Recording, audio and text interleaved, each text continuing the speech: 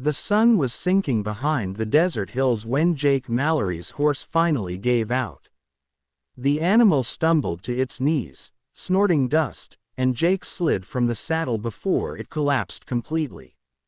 3 days of hard riding had drained them both, and the horizon shimmered with heat even as the light began to fade. He pulled his hat lower, shielding his eyes from the dying blaze of orange sky, and looked around at the empty land stretching for miles. He was lost somewhere between Fort Benson and the San Carlos Basin, with no idea how close his pursuers might be. The men chasing him weren't lawmen, they were worse.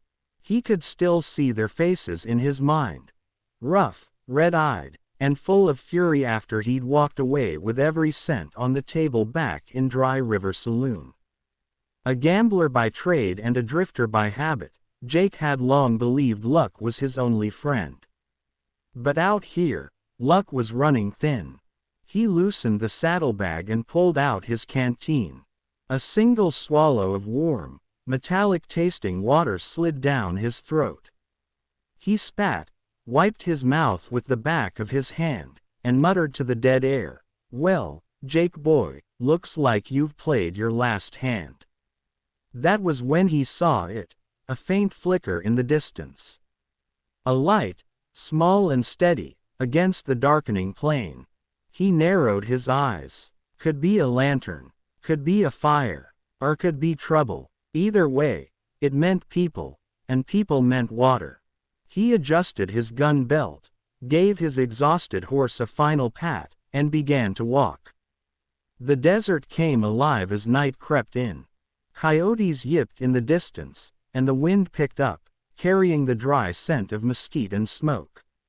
The light grew brighter, steady now, until he could make out the outline of a small ranch house crouched beneath a rise.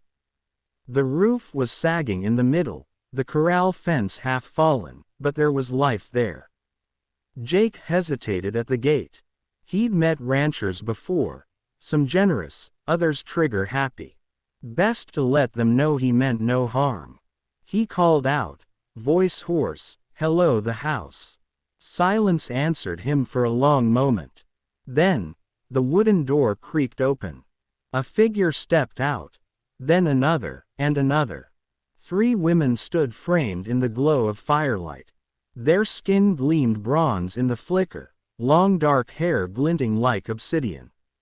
Apache women, all 3. Jake lifted his hands slightly. "Evenin', ma'am, ladies," he said. "Name's Jake Mallory. My horse went down out yonder. I'm lookin' for a bit of water and a place to rest." The eldest among them stepped forward. She was tall and straight-backed, her eyes sharp as desert glass. "You'll stay with us tonight," she said quietly. Her voice carried authority, not an invitation, but a statement. Jake blinked, uncertain whether to thank her or back away. The other 2 women, younger, said nothing. One held a clay jug of water, the other had a blanket draped over her arm. The firelight caught in their eyes, and for a fleeting second, Jake felt something cold trace his spine. Still, the promise of water and shelter was stronger than his unease. "Much obliged," he muttered. They led him inside. The interior was small but tidy. The walls were made of thick adobe, the air heavy with the scent of wood smoke and something herbal, sage, maybe. A fire crackled in the hearth. Animal skins hung neatly on one wall, a string of dried herbs dangled from another. A single table stood in the middle, beside a rough-hewn chair and a few clay bowls. The eldest woman gestured for him to sit. "Eat," she said, placing a bowl of stew before him. Jake hesitated only a second before digging in. It was spicy, thick, and rich with beans and something he couldn't quite name. "Best meal I've had in a week," he said between bites. The youngest woman smiled faintly but didn't speak. The middle one, slender, maybe 20 or so, watched him with open curiosity. You came far, she said softly. Far enough, Jake replied. Ran into some fellas who didn't like losing cards. That made the eldest raise an eyebrow. Gambling, she said flatly, as if testing the word. Bad medicine. Jake shrugged. Ain't the first time I've heard that. The eldest turned to her sisters and spoke a few quick words in Apache. Jake caught none of it, but the youngest laughed. A light, strange laugh that didn't seem to belong in a place so quiet.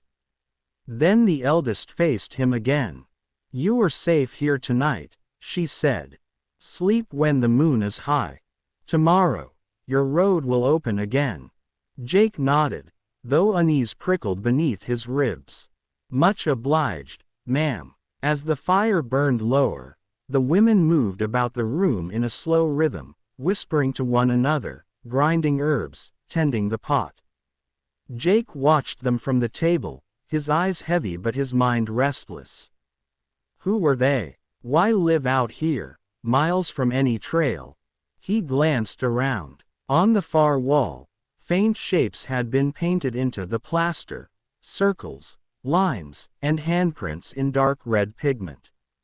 Symbols. He recognized a few from his travels near tribal lands. Protection marks, sometimes something else. The middle sister caught him looking. They keep away what hunts, she said, her voice low. Jake gave a crooked smile. Out here, that'd be coyotes or outlaws.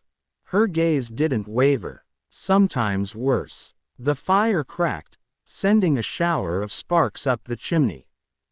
Jake rubbed his hands together. Worse, huh? I'll take your word for it. The eldest woman brought him a blanket, thick, woven, smelling faintly of smoke. You sleep by the fire, she said. Dreams here come heavy. Don't go outside till morning. He nodded, though the warning sounded odd. Still, exhaustion weighed him down. He lay on the rug near the hearth, the warmth of the fire seeping through the cloth. The women retreated to a smaller room beyond, their silhouettes vanishing behind a curtain. Outside, the wind rose. Coyotes howled in the hills. Then the sound changed. Longer, deeper, almost human. Jake half sat up, listening. Probably the wind again, he told himself. Nothing more. He turned over, pulling the blanket tight.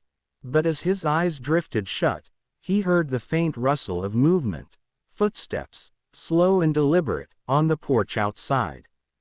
His hand slid to his revolver. Another creak followed, then silence. The fire guttered low, shadows crawling up the walls. For a long while, Jake lay awake, the sound of his heartbeat loud in his ears. Finally, sleep claimed him. He dreamed of sand and fire, of three figures walking across the desert, their hair streaming behind them like smoke. He heard their voices whispering in a tongue he didn't know, calling his name again and again.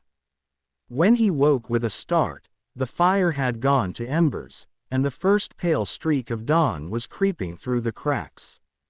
He rose stiffly, rubbing his eyes. The house was silent. The women were gone. Only their bowls and the smell of sage remained. He stepped outside, blinking against the morning glare. His horse stood in the corral, brushed clean, saddled, and ready. But beside the barn were three freshly dug mounds of earth, each marked with a small, carved wooden cross. Jake stared, the breath leaving his chest. Then, from the ridge beyond, three shapes appeared, motionless in the sun, dark against the sky. Watching, he swung into the saddle and rode hard, the wind whipping at his coat, his heart pounding with every stride.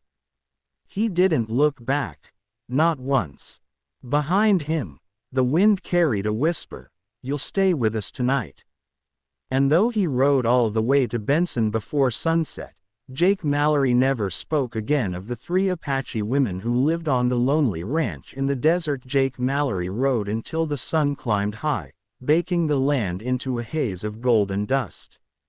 Every hoofbeat echoed like a heartbeat in the empty desert. He didn't stop to drink, didn't stop to rest. The image of those 3 graves clung to his mind like burrs on his coat. By noon, he reached a dry wash where mesquite trees twisted out of cracked earth. He slid from the saddle, staggered to a rock, and gulped the last of his canteen. The wind was dead still, the world holding its breath. For the first time since leaving the ranch, Jake dared to glance back. The horizon shimmered, barren as ever. No figures, no movement. Only the faint rise of dust far behind, maybe a trick of the heat.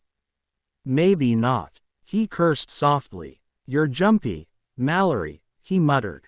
3 kind women help you out and you see ghosts. But the words didn't convince him.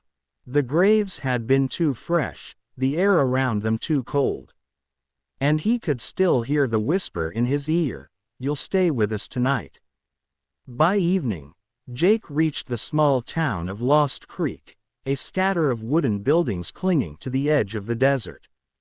The saloon's lanterns were already burning, casting yellow halos through the twilight dust. Horses stood tied out front, tails flicking at flies. Jake dismounted and pushed through the swinging doors, the smell of whiskey and sweat greeting him like an old friend. The barkeep, a thin man with a drooping mustache, looked up. "You look like you've been through hell." Jake forced a grin, took a wrong turn and found it. He downed a whiskey in one gulp and ordered another. His hands trembled slightly as he set the glass down. "Say, friend," he began, "you ever hear tell of a ranch about 30 miles west, near the dry basin? 3 women live there, Apache, maybe widows." The barkeep froze halfway through polishing a glass. "Ranch, you say?" He glanced toward an old man hunched at a corner table. "Maybe you oughta ask Jed here. He knows every inch of that desert." Jed looked up, his eyes pale and cloudy with age. "You talking about the Red Mesa place?" he rasped. "Could be," Jake said. "Little adobe house, corral out front. 3 women. They gave me food and a bed last night." The old man stared at him for a long, silent moment. Then he laughed, low and broken. "Boy, that place burned down 10 years ago. Ain't been no women there since." Jake blinked. "That's not possible. I was just there." Jed shook his head. 10 years ago, soldiers came through chasin' outlaws. Found 3 Apache wives living on that land. The menfolk were off hunting. Somebody, nobody knows who, set fire to the cabin. Killed all 3 inside. Folks buried 'em by the barn." Jake felt the whiskey turn sour in his stomach. "No," he whispered. "They weren't dead. I talked to them. Ate with them." Jed's grin faded. "You ate their food?" Jake nodded slowly. The old man leaned closer, voice a harsh whisper. "Then you best pray the sun don't set on you out there. Anyone who breaks bread with the Red Mesa spirits don't sleep easy again." Jake pushed back from the bar, heart hammering. "You're crazy, old man." But even as he said it, a cold dread crept through him. He left the saloon without another word. Outside, the sky had turned a bruised purple.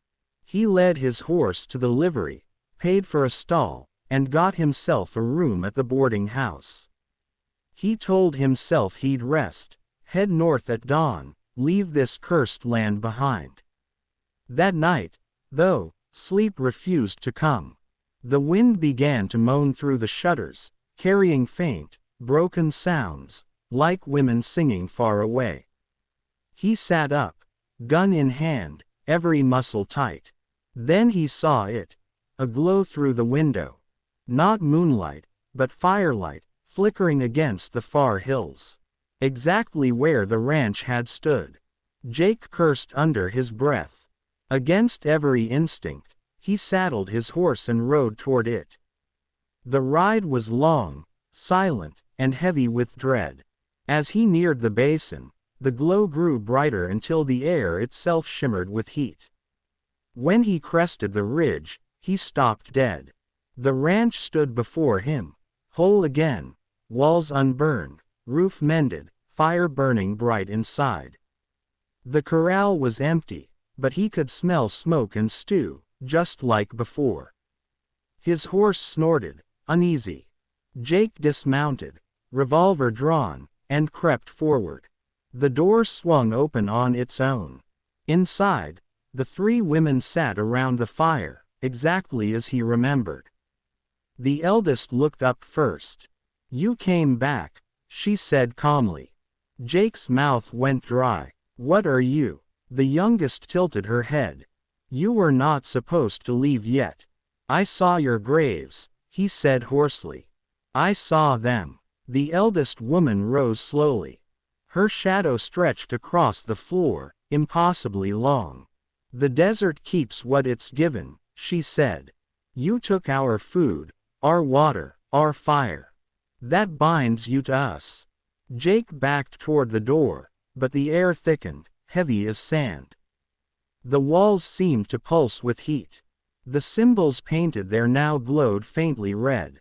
"Stay back," he warned, raising the revolver. The middle sister smiled sadly. "Guns cannot shoot what is already gone." A sudden wind roared through the cabin, blowing out the fire. In the darkness, he felt hands, cold, strong, grip his arms. He shouted, struggling, but the sound was swallowed by the storm. When the world went black, he felt the ground fall away beneath him. Morning came gentle and bright over Lost Creek. The barkeep found a riderless horse wandering into town, saddle torn, reins dragging in the dust. He recognized it as belonging to the stranger from the night before. A search party rode out. They found the Red Mesa Ranch exactly as it had been for years, a pile of scorched stone and ash. No fire, no living soul, only 3 weathered crosses beside the barn, and a 4th grave, freshly turned.